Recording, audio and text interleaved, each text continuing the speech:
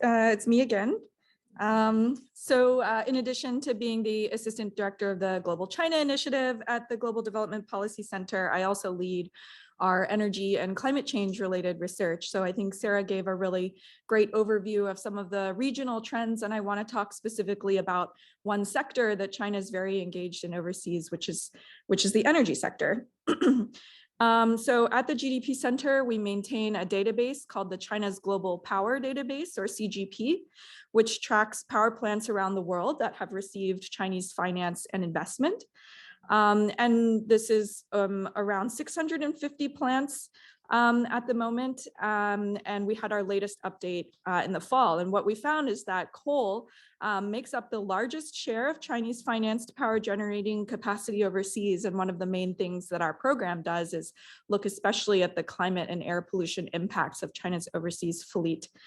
And we can also see some other trends from the data that gas-fired power plants are also a major destination, and hydropower is as well. Breaking down the power plants by what phase they're in, it does look like in the future for plants that under planning, there may be somewhat less fossil fueled power generation and a bit more of a compositional shift towards renewable energy, which is really in line with China's goals of promoting a green Belt and Road Initiative. What we've also done is look at plant level emissions estimations. So trying to estimate how much each plant would generate each year in terms of carbon dioxide. And we also see some additional trends in where the finance is coming from. So we look at policy banks. These are China's development finance institutions, and they tend to have a more fossil heavy portfolio, whereas companies that are directly investing overseas tend to be a bit more specialized in renewable energy.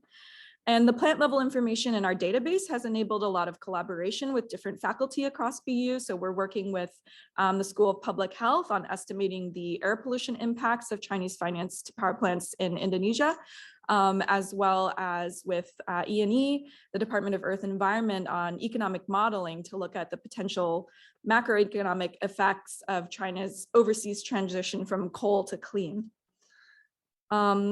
We also do some work into understanding the determinants of why China's overseas power portfolio has been so fossil heavy, for example. So we have a political economy framework looking at push factors, so what within China is driving some of those choices, and then pull factors, what are the dynamics within host countries that are also affecting energy choice. And just to give an example, for renewable energy, for example, which is a very hot topic at the moment, we've seen that China's development finance institutions have perceived that renewable energy is more risky, and they don't necessarily want to finance in that area. They feel more comfortable with traditional fossil sources of energy.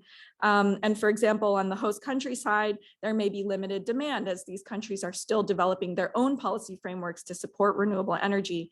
And they also may have other financiers who are already more established in this space than China.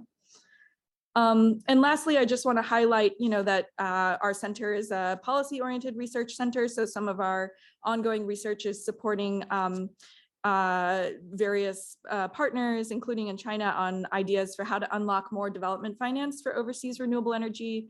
We're especially interested in identifying ways that even in a fraught geopolitical environment that the US and China could coordinate, if not cooperate. We're also tracking this major announcement that came out in 2021 from China's leader Xi Jinping that China would not build new coal plants overseas, and we're continuing to track if there's been an accordant step up of support for renewable energy. And then lastly, and I think some of my colleagues will talk about this, is discussions on debt relief, that many developing countries are facing debt distress, and is there a way to think about climate goals in tandem with restructuring debt? So I'll stop there and pass it on to the next speaker, Min. Yeah.